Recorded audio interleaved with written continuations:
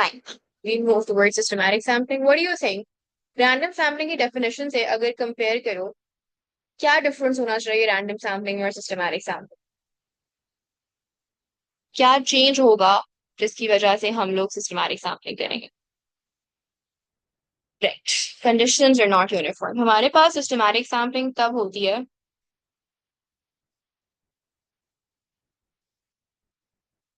Sorry, we would sample from different areas with different uniformity. You're answering this for systematic sampling, right, Madhar? बिल्कुल. Systematic sampling तब होती है when the physical or environmental conditions are not uniform within the ecosystem. This is when we do systematic sampling. तो हमारे पास physical environmental conditions फर्क होती हैं तब हम करते हैं सिस्टमैटिक सैम्पलिंग. अच्छा, सिस्टमैटिक सैम्पलिंग जो होती है, उसमें हम क्या करते हैं, हमारे पास ऑब्वियसली इकोसिस्टम में जो कंडीशंस हैं they are different. It can every topic can come in P4 and P5, so there is no distinction कि क्या चीज P4 में आ सकती है, क्या चीज P5 में आ सकती है. Sampling can very much come in P4 as a long answer. 6 marks का आंसर P4 में भी आ सकता है. डिफाइन सिस्टमैटिक सैम्पलिंग और define the procedures of random sampling, और ये P5 में भी बिल्कुल आ सकता है आपकी डिजाइन इन्वेस्टिगेशन वाले क्वेश्चन में. ओके. नाउ हमारे पास सिस्टमैटिक सैम्पलिंग में फर्दर फिर दो टाइप्स होती हैं, उन दो टाइप्स को भी हम डिस्कस करेंगे. जो हमारे पास होता है लाइन ट्रांजेक्ट या बायोस्टैट्स टू कॉमन पेपर 5. हमारे पास या पेपर 4 इज वेल. पेपर 4 में यूजुअली आपके पास काई स्क्वायर टेस्ट तो डेफिनेटली आ सकता है. सैम्पलिंग भी आ सकती है आपके पास, क्या कहते हैं, सिम्पसन्स इन बायोडाइवर्सिटी इंडेक्स भी आ सकता है. P4 में आ सकता है. इतना कॉमनली नहीं आता बट आ सकता है. It's not like it hasn't ever come before. So और and luckily for you guys, I think so या you guys have your P4 before your P5, तो आपने सारा सिलेबस पढ़ा हुआ ही होगा P5 से पहले. अच्छा, अब हम देखते हैं कि हमारे पास लाइन ट्रांजेक्ट और बेल ट्रांजेक्ट किस तरह से हो रहा होता है ना. एक तो tell me, looking at this picture, why are we having systematic sampling and line transect और बेल ट्रांजेक्ट, जो कि दो different types of systematic sampling होती है, उनमें क्या डिफरेंस आपको नजर आ रहा है? राइट. हमारे पास लाइन ट्रांजेक्ट में हम क्वाड्रेट्स यूज नहीं कर रहे होते हैं. बेल्ट ट्रांजेक्ट में हम क्वाड्रेट्स यूज कर रहे होते हैं. नाउ हमारे पास another reason why we are carrying out systematic sampling over here is, अगर आप इस इकोसिस्टम में देखो तो आपको इस इकोसिस्टम में एक एरिया नजर आ रहा है जहां पे ट्रीज हैं, प्रॉपर वुडलैंड है. एक एरिया है जहां पर कोई वुड्स नहीं है, कोई ट्रीज नहीं है. और उसके बाद एक एरिया आ रहा है जो कि हमारे पास लेक का एरिया है. तो यहाँ पर throughout the ecosystem same conditions नहीं प्रेजेंट है. तो इस वजह से we are carrying out systematic sampling over here. अच्छा जी, अब हमारे पास दोनों एरियाज में आपको दोनों कहते हैं टाइप्स ऑफ सिस्टमैटिक सैम्पलिंग में एक रेड कलर की लाइन नजर आ रही होगी जो हमने बीच में खींची होगी. नाउ ट्रांजेक्ट का क्या मतलब होता है? ट्रांजेक्ट का मतलब होता है लाइन. लाइन ट्रांजेक्ट में भी हमारे पास हम एक ट्रांजेक्ट लाइन ड्रॉ कर रहे होते हैं, या हम मेजरिंग टेप के थ्रू ड्रॉ कर रहे होते हैं. और बेल ट्रांजेक्ट में भी हम क्या करते हैं, मेजरिंग टेप के थ्रू एक ट्रांजेक्ट लाइन ड्रॉ करती हैं. जो हमारी ट्रांजेक्ट लाइन होती है ना, it acts as a reference point. So the transect line is your reference point.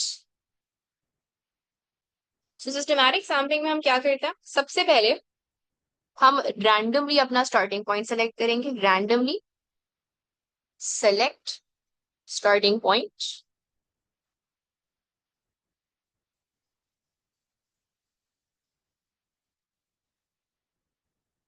by laying down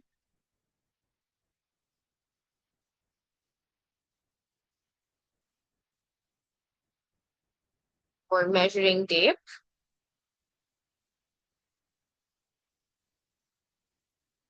to form the transect line.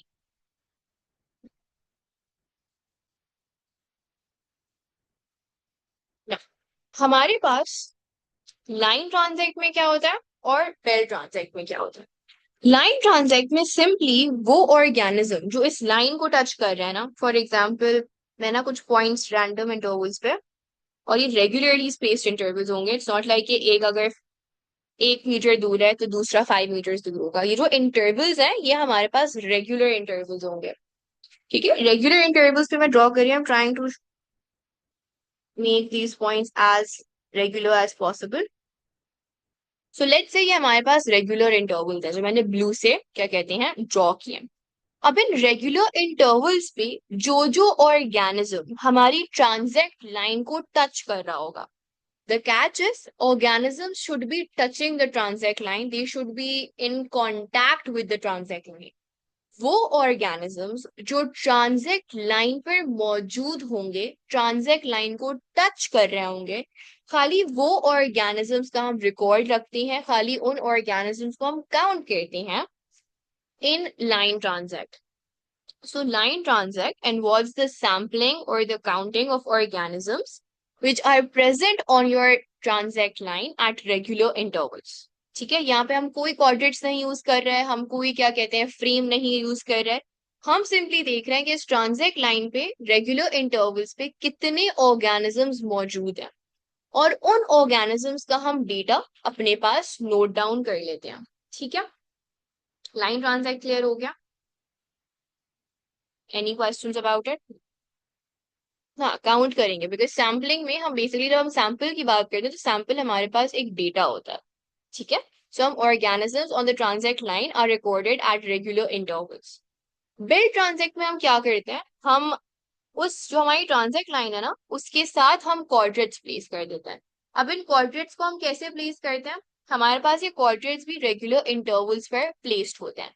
In coordinates को प्लेस करने का एग्जैक्टली वही तरीका होगा कि हम रैंडम मोबाइल ऐप से रैंडम नंबर जनरेटर के थ्रू कोऑर्डिनेट्स जनरेट करेंगे और उसके अकॉर्डिंगली हम ये कोऑर्डिनेट्स प्लेस करेंगे। इन बेल्ट ट्रांजेक्ट हम जो सैंपल ले रहे होंगे वो बेसिकली इस लाइन के पास हम कोऑर्डिनेट्स रख के, इन कोऑर्डिनेट्स में हमारे पास जो स्पीसीज इकट्ठे होंगे हम उस कोऑर्डिनेट का डेटा कलेक्ट करेंगे। Now can you tell me हमारे पास ज्यादा क्वांटिटेटिव और एक्यूरेट डेटा लाइन ट्रांजैक्ट से आएगा या बेल ट्रांजैक्ट से आएगा? रेगुलर इंटरवल्स हमें बताई मोबाइल ऐप रही होगी, रेगुलर कोऑर्डिनेट्स बता रही होगी जिसपे हम प्लेस कर रहे होंगे अपने कोऑर्डिनेट्स को। सो द डिस्टेंस और the points at which the coordinates are placed would be generated by the app. या अगर आप क्या कहते हैं आप नहीं भी यूज करें तो फिर आपको बिल्कुल पर्टिकुलर होना पड़ेगा विद योर रेगुलर इंटरवल्स। ठीक है, in both the cases quadrat में हम बेसिकली क्या कहते हैं, या तो अपने आप को बता देंगे कि इतने इतने डिस्टेंस के आपने हमें कोऑर्डिनेट्स बताने, तो वो इसके हिसाब से आपको कोऑर्डिनेट्स बताएगा, या फिर आप खुद मेजर करके रेगुलर इंटरवल्स पे रखोगे। दोनों चीजें पॉसिबल है, but the intervals should be specified, they should not be random. Now हमारे पास इस वाले ट्रांजैक्ट से, बेल ट्रांजैक्ट से क्वांटिटेटिव डेटा आता है, और लाइन ट्रांजैक्ट से हमारे पास क्वालिटेटिव डेटा आता है। So line transect gives us qualitative data, bell transect gives us quantitative data। So one difference between line transect and bell transect is कि line transect में हम coordinates use नहीं कर रहे होते, bell transect में हम coordinates use कर रहे होते हैं। line transect से हमें qualitative data मिलता है, bell transect से हमें quantitative data मिलता है। ठीक है, any questions? Again हम क्या करेंगे, हम इस सैम्पलिंग की वैलिडिटी और रिलायबिलिटी को बढ़ाने के लिए हम इस सैंपल को बार बार हम सैम्पलिंग करेंगे ना। हमारे पास जब इन्वायरमेंटल कंडीशंस यूनिफॉर्म नहीं होती ना, तो इसका मतलब ये है कि हमारे पास एक पर्टिकुलर सीजन में ही हम अपनी सिस्टमैटिक सैम्पलिंग कर सकते हैं। बिकॉज हमारे पास कंटिन्यूसली अगर इन्वायरमेंटल कंडीशंस वेरी कर रही हैं, तो जिस इन्वायरमेंटल कंडीशन में आपने पहली दफा सिस्टमैटिक सैम्पलिंग की थी, उसी इन्वायरमेंटल कंडीशन में आप दूसरी दफा सिस्टमैटिक सैम्पलिंग करोगे, क्योंकि इन्वायरमेंटल कंडीशंस चेंज अगर हो रही हैं तो हमारे पास स्पीसीज की फ्रीक्वेंसी एंड अबंडेंस चेंज हो सकती है। Because you know some organisms hibernate, some organisms are only present in a specific season in a certain environment, and in other season in other environment they are absent. तो हमारे पास जो systematic sampling हम repeat करते हैं, हम exactly उसी environment में, उसी सीजन में, उसी टाइम ऑफ द ईयर में रिपीट करते हैं जिस टाइम हमने पहले की होती है। ठीक है, सो सिस्टमैटिक सैम्पलिंग।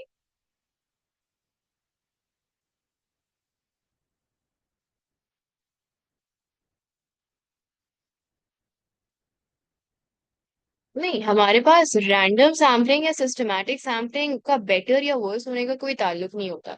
रैंडम सैम्पलिंग हम तब करते हैं जब एक इकोसिस्टम में क्या कहते हैं एनवायरमेंटल कंडीशंस यूनिफॉर्म होती हैं, सेम होती हैं। सिस्टमैटिक सैम्पलिंग हम लोग तब करते हैं जब environmental conditions, physical conditions vary करती हैं।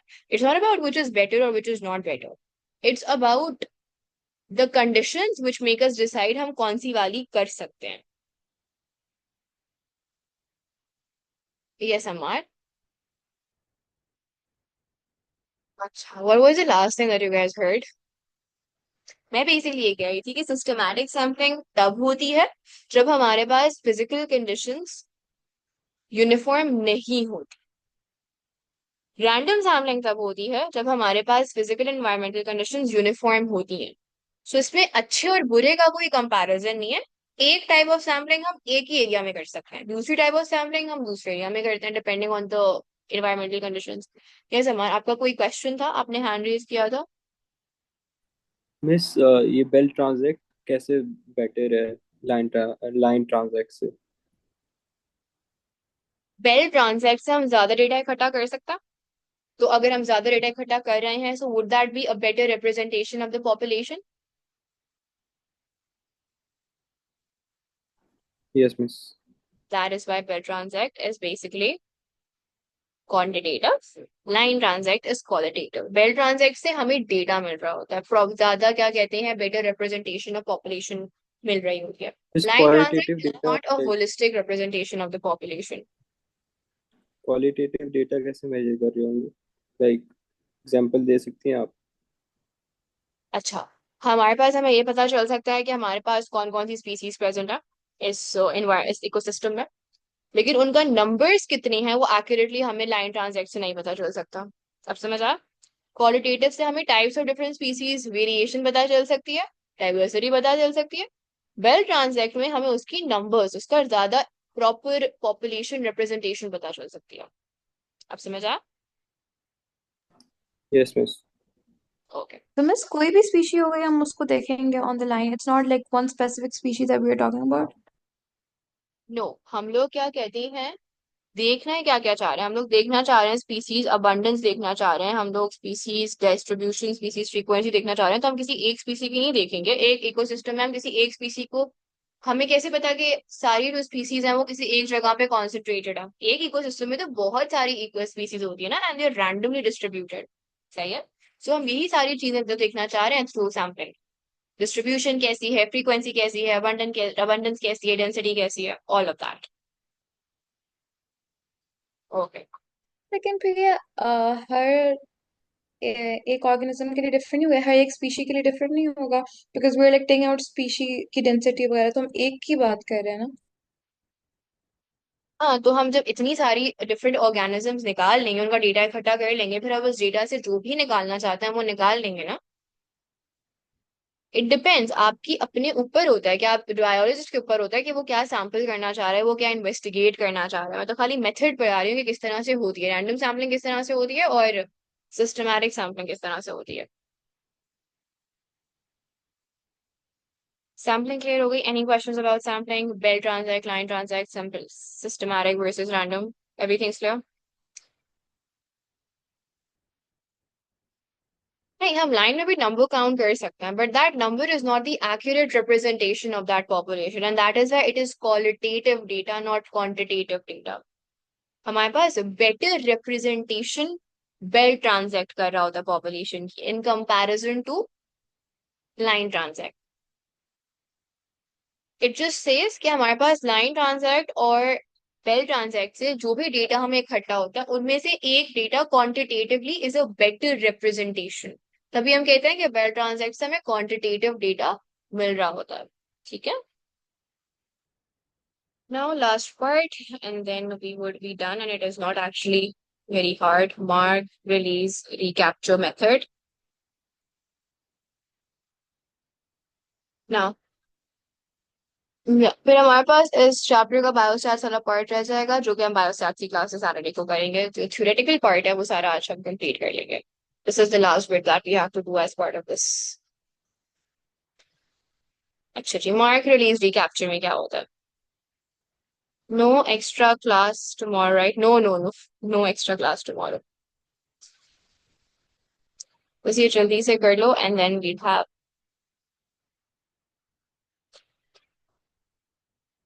अच्छा, मार्क रिलीज रिकैप्चर में क्या होता है? मार्क रिलीज रिकैप्चर में हम एस्टिमेट कर रहे होते हैं, we are estimating the population size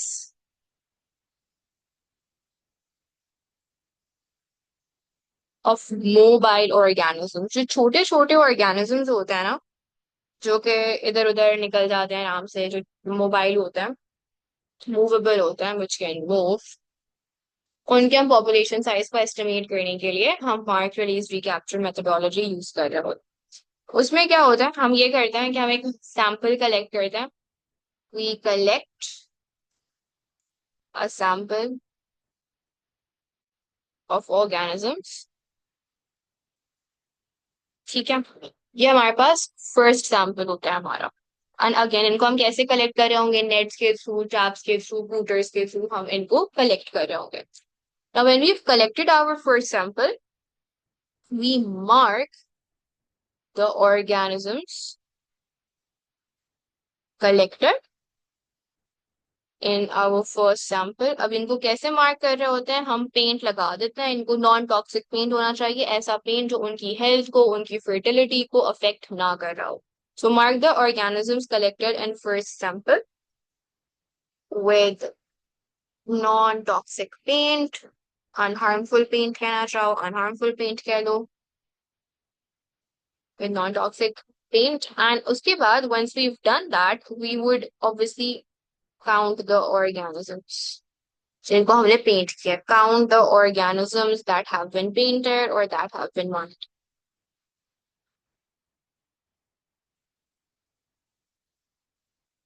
और इनको आप लोग N1 बुलाओगे, या कुछ लोग इसको एम बुलाते हैं कि हमारे पास जो मार्क्ड स्पीसीज हैं उनको हम एम बुलाना चाहते हैं, तो आप इसको मार्क्ड स्पीसीज को एम का भी वेरिएबल दे सकते हो या N1 का भी वेरिएबल दे सकते हो। N1 का मतलब है हमारा first collected sample.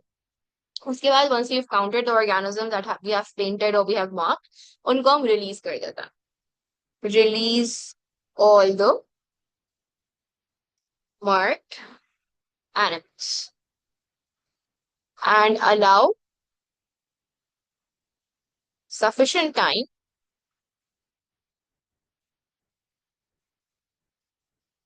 to mix with their population। तो हम कुछ दिनों के लिए, कुछ महीनों के लिए उन्हें छोड़ देते हैं कि वो अपनी पॉपुलेशन में आराम से घुले मिले, मीट करें, नई स्पीसीज बनाए। And then once we've given that sufficient time to them, we would recapture them later। recapture a second sample। ये भी हम रैंडमली कलेक्ट कर रहे होंगे, हम स्पेसिफिकली मार्क्ड ऑर्गेनिजम्स को नहीं देख रहे होंगे, हम रैंडमली एक और सैंपल लेंगे कुछ अरसे बाद उसी पॉपुलेशन का। recapture a second sample of organisms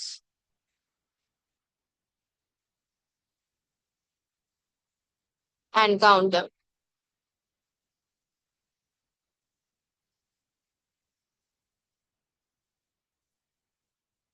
ये आपके पास N2 होता है, आपका सेकेंड सैंपल। अब count how many marked organisms were present in your second sample। Count the number of previously marked organisms।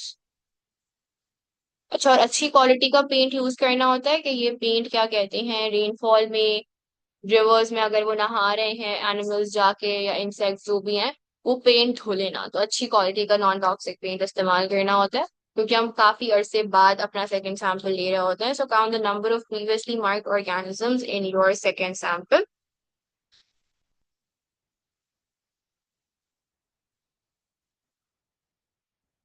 इनको हम बुलाते हैं NM। N2M।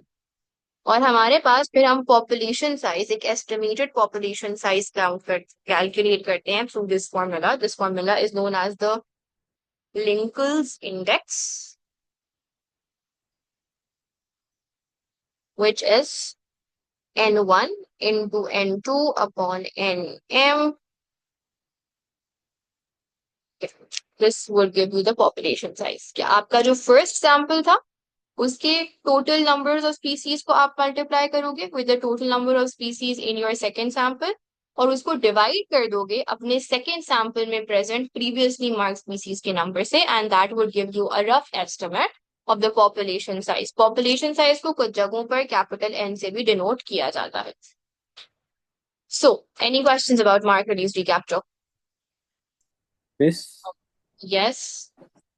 मिस ये जो N2M है, दिस हाँ वन इज द लाइक जो सेकंड सैंपल में जो मार्क वाले थे ये वो है। हाँ, जो पिछली दफा हमने मार्क किए थे ना, अगर वो हमने फिर से कैप्चर कर लिया अपने सेकेंड सैंपल में, ये वो है। Okay, with that, we are done with the theory section of this chapter.